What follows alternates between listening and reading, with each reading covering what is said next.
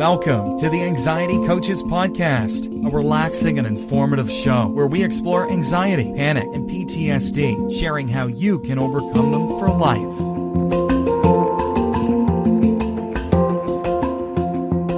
Aloha! Welcome back to the Anxiety Coaches Podcast. I'm your host and coach, Gina Ryan, and I am so happy to be with you again today as together we can consider the many ways to bring your mind and body back to its natural peace and calm. In today's episode, I'm talking about calming the storm within. I have 15 strategies for stress-free living. We're always trying to remember the things that will help us reduce our stress. It's often the buildup of these little stressors that make us break the camel's back. So I wanted to start today's show with the quote. And this is from Sidney J. Harris. They say, "The time to relax is when you don't have time for it." And I hope you heard that, because this is something I hear all the time when I talk about taking some time off, relaxing, meditating, just being in the present moment, staring out the window. You know what? We all say this, I don't have time. I am guilty of this too. And that's when we really need to do it. So when was the last time that you actually felt relaxed? Check in right now. Let those shoulders go. See if you can let them go. Can you let them go a little more? Yeah, it's easy for stress to build up without even realizing what's happening. After a while, you might think that feeling irritable, sad, or restless is just your natural state. Well, it's not. And because when that's happening, chronic tension can be building, and this affects our body and our mind. It can weaken our immune system and increase our risk for other health issues, including things such as heart disease and diabetes that we tend to pay a lot of attention to, making sure that we're seeing our doctor and getting the right tests, taking medications. Stressful events can be a part of all of this. So I hope that you will begin to see that you need to calm the storm within. Stressful events will happen. They do. But you can control how you respond to them and therefore how they affect you.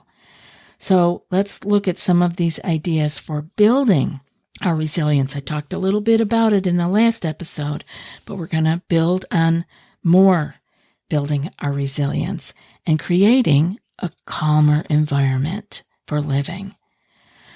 So the first 9 that I have are on increasing our resilience. And the first one that I want to make sure we all hear is to slow down. You'll probably accomplish more if you stop rushing around. Cut your to-do list down to a realistic size. Schedule breaks throughout the day. I've been using a Pomodoro app with the lifeat.io website, and I use it for 45 minutes of work and then a 5-minute break, and I do that 4 times, and after the 4th one, I get a longer break, 20 minutes. Of course, you can create your own times and breaks within any kind of a Pomodoro app, but it works great, and it gets me up and away from the desk so I have a break. I can actually check in. Where is my stress level at? Where is my physical tension at? I can stretch. I can move around before I sit back down, and I can get some water. Because when you get going, sometimes you forget to stop. Now, I write also for a living. I have a lot of computer work to do. Yes, sometimes we need to stay in that flow. Yes, absolutely. But sometimes it becomes a real habit. And it's okay to just get up, move around, get the blood flowing on a regular basis. Next up is breathing deeply. Because our feelings are so closely tied to our breath, We don't often think of that. How you're feeling, your emotional feelings are tied to your breath. So lie down on your back for an experiment and place one hand or a book on your abdomen. Your body will naturally start to breathe more fully from your diaphragm rather than taking those shallow breaths from the upper third of your chest. It's really good to be able to see this with your eyes, where the breathing is, and to form a good practice to get the diaphragm involved for complete belly breathing. Humor is next on my list because it drives away tension. So laugh it up when you can. Look for the funny side of difficult situations. Cheer up after a hard day by calling a friend who usually makes you laugh, or by watching a funny movie or some stand-up comedy. The world is our oyster with YouTube. We can just put in what we're looking for and there it is. It's served up right there for us. So use that to your advantage by finding something to laugh at. Now, eating healthy is right up there. Someday, before too long, I need to do more of, 1 or 2 episodes on this. But for today, I'm going to say sticking to a balanced diet that is right for you will make your body more effective at handling the stress that is arising. When I mean balanced diet, I'm talking about keeping it natural, whole foods, cutting down on the snacky things, the refined carbohydrates, added sugars, and all that salt. And don't eat too close to bedtime. And I'm going to leave it at that. Diet is a big thing to talk about, so we will get a deeper dive into that in the future. You have to pay attention next to your sleep. Now, I have written down for general purposes, I say 7 to 8 hours of sleep at night. Not everybody gets that. I know there were times in my life where I needed to get 9 or 10 hours of sleep. And when I am highly stressed or ill, I need to go to that again. It's a way for me to heal better. And when I heal better, I feel better, right? And then I have been listening to some recent researchers talking about 6 hours of sleep is really what has been traditionally good for humans. So here's what I'm here to say. We're all going to differ on that, different stages in our life, different health challenges we might be dealing with. So I want you to figure it out for yourself. And as a good test to see how much sleep your body and mind need at this time of your life is to try on a weekend or vacation day to sleep in until you wake up naturally. I love not needing an alarm clock. Of course, I use one if I need to wake up at an unusual time for a flight or an appointment. But for this test, see if you can just sleep in and see when you naturally wake up. Make a note the night before what time you went to bed so you can see, oh, I really felt great at 8 hours, but I usually only get 5. And play with that. Another thing that you could do is to try moving your bedtime back an hour each night until you're able to wake up feeling refreshed. So this is going to bed earlier each night to see when you wake up at your specific time you need to be up. And so then you can see, oh my gosh, I really only needed to move it back 1 or 2 hours and I'm feeling completely different. And then maintain your new schedule. Even on holidays and weekends, this is important. There's no need to sleep in extra on the weekend. Again, of course, unless you are recovering or ill or had something, you didn't sleep for 3 nights because of babies or something. Again, this is all just generally speaking, but I think it's important to test yourself, to experiment a little bit and see if you can't find your sweet spot for sleep. Working out is next up because exercise is a constructive way to handle disturbing news or conflicts, whether they be at work or home. You can buy resistance bands to do at home. You can do strength training movements at home, calisthenics. You don't need anything. You can be out walking, yoga. Collect various weights at garage sales or thrift shops. My physical therapist suggested this to me when I needed really light weights, 1 and 3 pounders, to strengthen my wrist. So he told me people get rid of these really light weights after they don't need them anymore, and to check garage sales and thrift shops. I never would have thought of that. That's a great idea. You could do yoga classes online or in person, or you could go for a walk, stretch, or dance at home. You want to work out, meaning you want to really put some effort into it, because this really starts to release some of these stress hormones that are building up in us throughout the day. And when we learn that we can release those on a regular basis, we are building our resilience.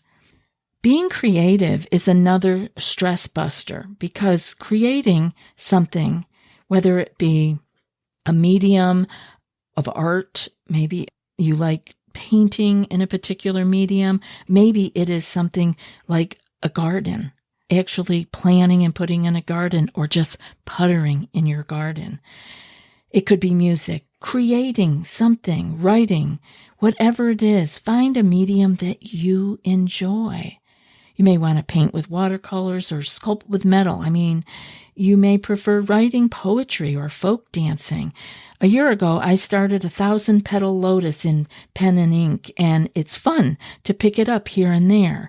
Even if it's not perfect, it's been fun. And reach out. Build a network of mutually supportive relationships. Connect with family and friends on a regular basis. This doesn't mean you need to have 100,000 friends on Facebook or whatever. This means building a mutually supportive network. This can be as big or small as is important to you.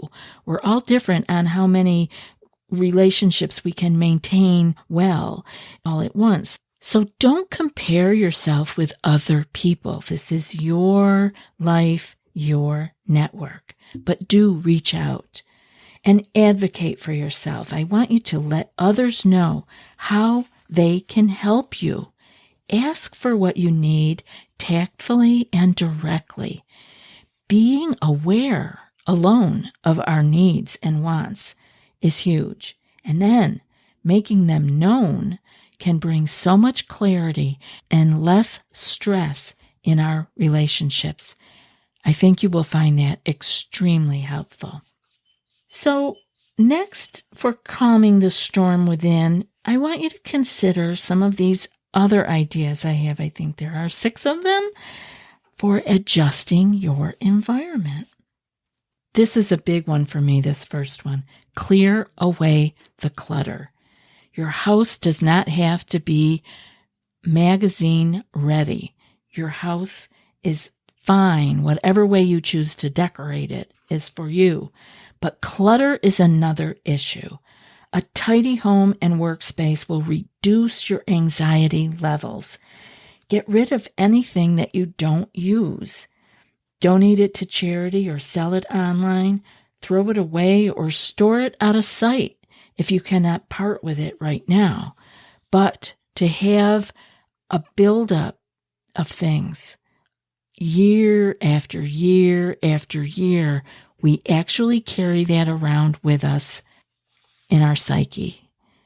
So it's kind of fun to go through and sift and sort and put it in boxes. Maybe you're not ready to give it away right now. That's fine. Put it all in a box, label it, and put it in the garage or the basement or the attic, wherever, the corner, under the desk somewhere where you don't see it. It's okay. But just looking at it and deciding, is this something that brings me joy in my life and I want to keep it or move it along? Adding a scent to your life. Now, I like fragrance, and I'm talking about essential oils here, is easy, and it's a passive way to trigger your parasympathetic nervous system. And it's invisible, but it's extremely powerful. You could wear your favorite essential oils. You could practice aromatherapy with soothing essential oils like lavender and chamomile. Today, when I was writing this, I dug out my Peace and Harmony blend. It's a calming blend from Now. And I like it because it's calming without making me sleepy, because it has peppermint, patchouli, orange, lavender, and basil oils in it. So it's calming, but also helps to keep me focused. The peppermint and the basil keep you focused. So that is great for me to use when I'm in work mode, when I'm writing. Playing music is another beautiful thing to add to your environment to just get you down a notch with that anxious, stressful storm that might be going on inside you. Use sound to create the mood you want. Put together a playlist for different activities. You might relax with soft piano music or show tunes. This is highly personal, but you can find whatever you need between YouTube and Spotify. It doesn't need to cost you anything, and make those playlists and remember that they're there. I have very certain things that I listen to when I am working. So here I got my scents going and I got my music going, and it actually trains me that, okay, you're in writing mode now. You are not in looking at those other tabs on your window there. You gotta just pay attention. The music keeps me grounded and in the flow. And beyond that, the next thing you can do for calming your storm inside in your environment is to enjoy the silence. Yes, so we can play music, but on the other hand, the lack of sound can be very soothing. Turn off all your devices for a designated period during each day, including meal times or before bed. Those are beautiful times to enjoy the silence. Or you could order a pair of noise-canceling headphones if you need to block out noisy neighbors or heavy traffic. I haven't tried those noise-canceling headphones, but I considered them when I lived near the rooster farm. Yes, you heard that right. A neighbor was raising roosters. And if you've ever been near roosters or to Hawaii, you know they don't just crow at sunrise. The last two are coming up here. I want you to decorate naturally.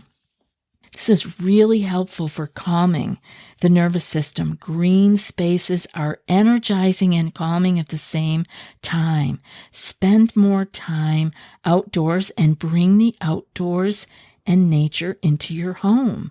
You could grow ferns and herbs. I've got palms and succulents, and of course, my multitude of orchids that bring a great feast for the eyes. Cover your couch with a floral pillow or a Hawaiian print of all the green leaves. Experiment. Go to the home decor section of your favorite store and see what makes you feel peaceful and calm, and that you might want to add to your home when you are redecorating.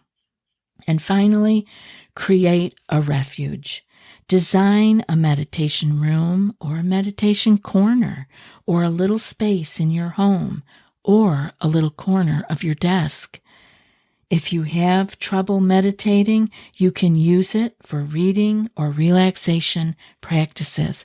But give yourself a place of focus for a refuge, somewhere where you just know, when I am here or when I am looking at this little spot on my desk, this is when I am calm, I am letting go of the stress, I am safe, and spend a little bit of time there. It's great to know all these things, but we also need to incorporate some of them. You don't need to do all these things. You might be doing 3/4 of them already. Just see where you can add a little bit more calming into your life for a little bit more of stress-free living. Dealing with stress is an ongoing process, so take time each day to think about what you can do to make your surroundings more peaceful and to protect your health and well-being. Let us know what you're doing to stress less. I'd love to hear from you. And now for today's quote. The time to relax is when you don't have time for it. And that's from Sydney J. Harris. I'll be back in a few more days with another podcast. Until then, be well and aloha. Thanks so much for joining us for today's episode of the Anxiety Coaches Podcast. Find more information at theanxietycoachespodcast.com.